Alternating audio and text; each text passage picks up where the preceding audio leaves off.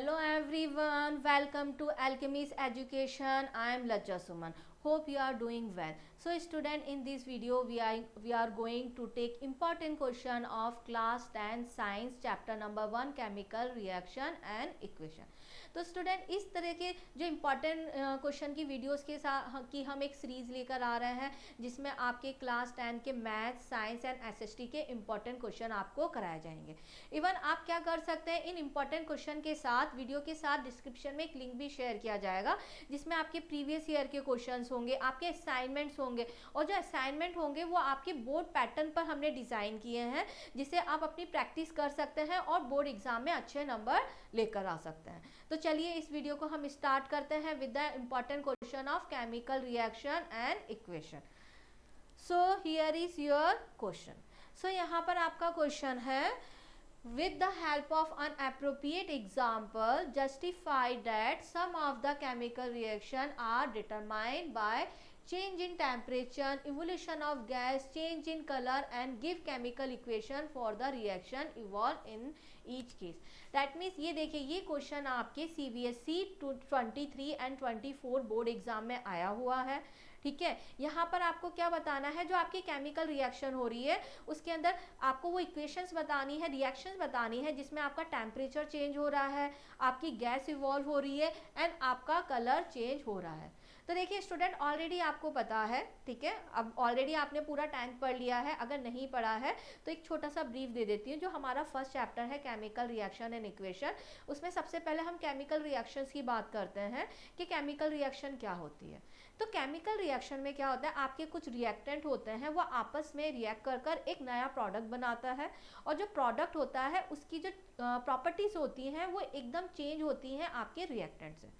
ठीक है, जैसे हमने हाइड्रोजन गैस एंड ऑक्सीजन ले लिया, ऑक्सीजन गैस ले लिया, इनका हमने रिएक्शन करवाकर वाटर बना दिया। तो वाटर की जो प्रॉपर्टी है हाइड्रोजन गैस एंड ऑक्सीजन से एकदम अलग है। इवन आप देखेंगे फिजिकल स्टेट भी चेंज है। तो केमिकल रिएक्शन में क्या होता है, जो आपका प्रोडक्ट बनता है वो एक रिएक्टेंट से एकदम अलग होता है। देन समटाइम आपका क्वेश्चन आता है कि आपको पता कैसे चलेगा कि केमिकल रिएक्शन हुई है।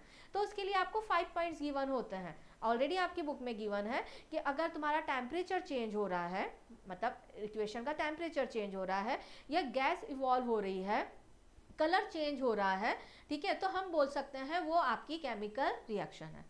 ठीक है, तो उसी के एग्जाम्पल हमें यहाँ पर देना है। जैसे फर्स्ट वाला है चेंज इन टेम्परेचर। तो जो टेम्परेचर में चेंज हो रहा है, आइदर टेम्परेचर इंक्रीज होगा या डिक्रीज होगा। अगर टेम्परेचर इंक्रीज होता है किसी भी केमिकल रिएक्शन में तो इस रिएक्शन को हम बोलते हैं एक्सोथर्मिक, और अगर डिक्रीज होता है तो उसे बोलते हैं हम एंडोथर्मिक। तो यहाँ पर आप कोई भी ऐसी रिएक्शन ले सकते हैं जिसमें टेम्परेचर इंक्रीज या डिक्रीज हो रहा है। तो यहाँ पर सबसे ईजी इक्वेशन जो होती है अगर टेम्परेचर के रिगार्डिंग आती है, आप ले लीजिए कैल्शियम ऑक्साइड। कैल्शियम ऑक्साइड क्या होता है, ये होता है चूना, और जब भी हम इसे पानी में मिक्स करते हैं तो टेम्परेचर क्या हो जाता है, इंक्रीज हो जाता है। तो अगर एग्जाम में आपको आता है टेम्परेचर के रिगार्डिंग कोई भी इक्वेशन लिखने के लिए तो ये सबसे इजी इक्वेशन होती है। तो यहाँ पर हम लेते हैं, जैसे आपने ले लिया कैल्शियम ऑक्साइड, ये होता है आपका चूना। अगर इसे आपने वाटर में मिक्स कर दिया तो ये क्या बनाता है, ये बनाता है कैल्शियम हाइड्रोक्साइड, और साथ में बहुत सारी हीट क्या करता है, लिबरेट करता है। दैट मीन्स यहाँ पर आपका क्या हो रहा है, टेम्परेचर चेंज हो रहा है। चलिए अब हम इसको बैलेंस कर लेते हैं, क्योंकि ऑलरेडी यहाँ पर लिखा है give chemical equation for reaction involve in this case. तो जब भी केमिकल रिएक्शन होती है बाय डिफॉल्ट आपको बैलेंस तो करना ही है, क्योंकि ऑलरेडी आपके फर्स्ट चैप्टर में बैलेंसिंग भी हमें सिखाई गई है, तो बैलेंस आपको करना है। तो यहाँ पर देखिए आपका कैल्शियम 1 है, यहाँ पर भी कैल्शियम एटम 1 है, ये बैलेंस है। ऑक्सीजन के कितने एटम है, 1 एंड 2, 2 ऑक्सीजन के एटम है। यहाँ पर ऑक्सीजन 1 और बाहर 2 है, ऑक्सीजन भी आपकी 2 हो गई। हाइड्रोजन 2 एटम है, यहाँ पर भी हाइड्रोजन 2 है। तो ऑलरेडी ये वाली रिएक्शन आपकी क्या है, बैलेंस है, इसमें हमें कुछ नहीं करना है। चलिए नेक्स्ट देखते हैं इवोल्यूशन ऑफ गैस। तो यहाँ पर आप देखिए आपकी बहुत सारी गैसेस हैं जिसके इवोल्यूशन के रिगार्डिंग आप रिएक्शन दे सकते हैं। जैसे ऑक्सीजन है, CO2 है, कार्बन डाइऑक्साइड, हाइड्रोजन गैस है, NO2 जो ब्राउन कलर की गैस है, SO2 है। ठीक है, आप अपने अकॉर्डिंग दे सकते हो, लेकिन अगर आपको एकदम सिंपल देनी है तो हाइड्रोजन गैस या फिर CO2 गैस लिबरेट कर दीजिए। ठीक है, अब ये कहाँ पर होती है, देखिए हाइड्रोजन गैस इस चैप्टर का भी पार्ट है and metal and non metal का भी पार्ट है। जब भी मेटल आपके स्ट्रॉन्ग एसिड के साथ रिएक्ट करते हैं हाइड्रोजन गैस लिबरेट करते हैं। तो यहाँ पर हम वो वाली रिएक्शन ले लेते हैं। ठीक है। एग्जाम्पल हमने ले लिया, जिंक ले लिया और उसे हमने क्या कर दिया, कॉन्सेंट्रेट सल्फ्यूरिक एसिड के साथ रिएक्ट करवा दिया। तो ये क्या बनाएगा, ये बनाएगा जिंक सल्फेट। ठीक है, ये सॉल्ट होता है, साथ में हाइड्रोजन गैस लिबरेट कर लेगा। ठीक है। एंड जो कन्फर्मेशन होता है हाइड्रोजन गैस लिबरेशन का, वो किससे होता है, वो होता है आपके पॉपअप रिएक्ट। इसमें हम क्या करते हैं, एक मैस्टिक लेते हैं, जलती हुई मैस्टिक को इसके पास पर लेकर आते हैं और जो हाइड्रोजन गैस होती है ना, ये हाईली फ्लेमेबल होती है, तो जैसे ही मैस्टिक इसके पास लेकर आते हैं वो पॉपअप कर कर बर्न करने लग जाती है। तो ये कन्फर्मेशन होता है हाइड्रोजन गैस के लिए। अब नेक्स्ट है आपका चेंज इन कलर। तो आपका कलर कहाँ कहाँ चेंज हो सकता है, ठीक है। तो यहाँ पर हम वही रिएक्शन लेंगे जो कि आपके बुक में गिवन है। ठीक है, वो बहुत इजी वाली रिएक्शन है, बुक में गिवन है। देखो आपकी सिर्फ बुक में से ही आना है, बाहर से तो आना नहीं है। तो बेटर है आप जितना बुक में पढ़ते हो, जितना ईजी वे में, वही आप आंसर करिए, क्योंकि जो आपको अच्छे से पता है वो आप आंसर प्रॉपर वे में करेंगे। तो जैसे यहाँ पर हम ले लेते हैं लेड नाइट्रेट। ठीक है, जो लेड नाइट्रेट होता है, ठीक है, जब हम उसे पोटेशियम आयोडाइड के साथ रिएक्ट करा देते हैं, ठीक है, तो क्या होता है, ये आपका बना देता है पोटेशियम नाइट्रेट। ठीक है, और आपके साथ में इसमें बन जाता है लेड आयोडेट। ठीक है, तो जब हमने रिएक्शन कराई तो यहाँ पर देखो, जब भी आपका कलर चेंज आता है ना, मेनली इसमें हमें डबल डिस्प्लेसमेंट रिएक्शन लेनी होती है। डबल डिस्प्लेसमेंट रिएक्शन में मेनली पीपीटी बनता है, पीपीटी बनता है तो कलर चेंज होता है। तो यहाँ पर ये क्या होता है, ये आपका येलो कलर का पीपीटी यहाँ पर बनता है। तो हम बोल सकते हैं कि यहाँ पर आपका येलो कलर का पीपीटी हुआ, एक केमिकल रिएक्शन हुई, और जब भी आपको कलर चेंज के लिए रिएक्शन आती है, आप डबल डिस्प्लेसमेंट रिएक्शन ले सकते हैं। ठीक है, तो I hope you like this question. ठीक है, इसका आंसर हम देख लेते हैं। तो यहाँ पर आप ये ले सकते हैं, देखिए कैल्शियम ऑक्साइड को वाटर के साथ रिएक्ट करवा दिया, calcium hydroxide and heat liberate होगी। ठीक है, जिंक मेटल है, हमने सल्फ्यूरिक एसिड के साथ ले लिया, तो यहाँ पर zinc sulphate and hydrogen gas होगी। ठीक है, अब कलर चेंज में देखो, मैंने कहा ऑलरेडी डिस्प्लेसमेंट रिएक्शन हो सकती है। यहाँ पर ये क्या है, copper sulphate plus 5H2, that mean यहाँ पर कॉपर सल्फेट अपनी अनहाइड्रेट पोजिशन में है। ठीक है, जब अनहाइड्रेट पोजीशन में होता है ये ब्लू कलर का होता है, और जब हम इसे गर्म कर देते हैं तो जो वो वाटर है वो रिलीज हो जाता है, जो कॉपर सल्फेट अपनी वाइट फॉर्म में आ जाता है।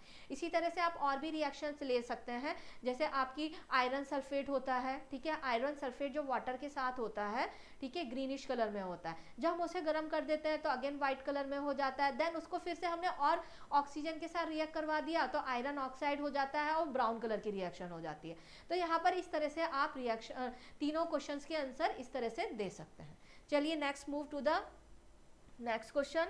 ठीक है, नेक्स्ट क्वेश्चन ये भी आपके सीबीएसई 2023 में आया है और वो भी आपका 3 मार्कर है। ठीक है, मेनली देखिए 2 मार्कर क्वेश्चन आपके ऑब्वियसली 2 पॉइंट्स होंगे, 3 मार्कर में आपके 3 पॉइंट्स आ जाएंगे। तो यहाँ पर आपको देखिए एक ही क्वेश्चन के 3 पार्ट्स गिवन है। तो यहाँ पर गिवन है state the change in colour observe in each of the following cases, mention the reason. तो आपको क्या बताना है, state the change in colour. आपके यहाँ पर 3 ऑप्शन गिवन है और तीनों ऑप्शन में आपको जो कलर चेंज है वो आपको बताना है। जैसे फर्स्ट ऑप्शन में गिवन है silver chloride in expose to sunlight. अगर मैंने सिल्वर क्लोराइड का फॉर्मूला क्या होता है, HgCl, इसको मैंने क्या कर दिया है, सनलाइट के अंदर, किसमें क्या कर दिया है, सनलाइट के अंदर एक्सपोज कर दिया है। ठीक है, अब यहाँ पर आप देख सकते हो, और वो क्या हो जाएगा, जब भी हम इसको सनलाइट में एक्सपोज कर देते हैं, ये आपका Ag plus chlorine gas release कर देता है। तो यहाँ पर आप देख सकते हो, वैसे ये कौन सी रिएक्शन है, ये आपकी डीकम्पोजिशन रिएक्शन है, दैट मीन्स ब्रेक डाउन हो रहा है, और सनलाइट की प्रेजेंट में हो रहा है, तो इसे हम फोटो डीकम्पोजिशन भी बोल सकते हैं। ठीक है, यहाँ पर जो आपका ये है, आप इसको बैलेंस कर देते हैं, या क्लोरीन 2 है तो यहाँ पर 2 लगाना होगा, 2 Hg हो गया, और तो यहाँ पर हमने 2 सिल्वर रख लिया। ठीक है, अब जो कलर होता है अगर हम देखें तो इसका कलर जो होता है ये आपका वाइटिश या पेल येलो जैसा होता है। ठीक है, अब जब ये डिकम्पोजिशन हो गया, सिल्वर का कलर तो हमें पता है ये क्या होता है, ग्रे होता है। तो यहाँ पर आपका जो कलर है वो चेंज हो गया है, आपका वाइटिश येलो से ग्रे। नेक्स्ट हम देखते हैं piece of zinc in dip in ferrous sulphate solution. That means zinc जो होता है उसको हमने फेरस सल्फेट सॉल्यूशन में क्या कर दिया है, डिप कर दिया। ठीक है, तो उसका ले लेते हैं हम। चलिए, तो ये हो गया जिंक और ये हो गया आपका फेरस सल्फेट।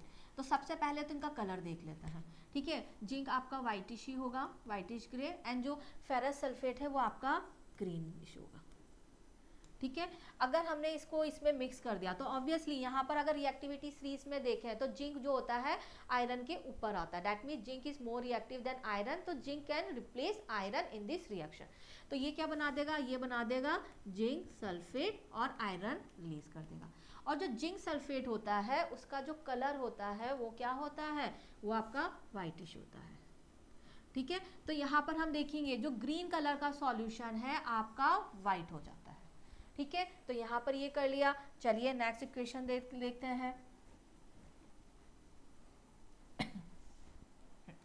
ठीक है। Copper powder is strongly heated in air, ठीक है। ये हमारा कॉपर पाउडर है, ठीक है। आप क्या कर रहे हो, एयर में गर्म कर रहे हो, तो एयर में किसके साथ ये रिएक्ट करेगा, ऑब्वियसली एयर में ऑक्सीजन के साथ रिएक्ट करेगा। अब यहाँ पर जो कॉपर है वो किस कलर का है, वो ब्राउन कलर का है। जब ये ऑक्सीजन के साथ रिएक्ट करेगा तो ये बनाएगा कॉपर ऑक्साइड, ठीक है। अगर हम इसे बैलेंस करें तो यहाँ पर 2 ऑक्सीजन है, यहाँ 2 लगाएंगे तो ऑब्वियसली यहाँ पर कॉपर के आगे 2 लगा देंगे, दोनों तरफ नंबर ऑफ एटम सेम हो गए। तो आप यहाँ देखेंगे ये क्या हो गया, कॉपर ऑक्साइड बन गया। और ये किस कलर का होता है, ये होता है ब्लैक कलर का। ये मोस्ट कॉमन है, जब भी कॉपर को आप ऑक्सीजन की प्रेजेंस में गर्म करेंगे तो ये कॉपर ऑक्साइड बनाएगा जो कि ब्लैक कलर का होगा। तो यहाँ पर कलर क्या चेंज हो गया, ब्राउन टू ब्लैक हो गया। चलिए अब इसके आंसर देख लेते हैं हम, ठीक है। यहाँ पर आंसर है, ठीक है, photo decomposition of silver chloride, ठीक है। सिल्वर क्लोराइड का फोटो डिकम्पोजिशन हुआ जिससे जो formation of silver and colour change, ठीक है, जो सिल्वर बनेगा और सिल्वर का कलर क्या चेंज हो जाएगा, ग्रे हो जाएगा। देन दूसरे वाले में जिंक सल्फेट जब displace copper and solution change from, sorry यहाँ पर आयरन होना चाहिए था एज पर क्वेश्चन, जो कलर है वो चेंज हो जाएगा, ठीक है, green to colourless due to the formation of zinc sulphate. Then next था कॉपर अंडरगो ऑक्सीडेशन, कॉपर का ऑक्सीडेशन हो गया और जो कलर है वो चेंज हो जाएगा फ्रॉम ब्राउन टू ब्लैक। तो इस तरह की आपकी केमिकल रिएक्शंस आएंगी, 3 मार्क्स में आएंगी। I hope you like this video. अगर आप इस वीडियो को लाइक कर रहे हैं तो हमारे चैनल को सब्सक्राइब करिए ताकि ऐसी ही आपके लिए बहुत सारी वीडियो हम लेकर आए। Thank you.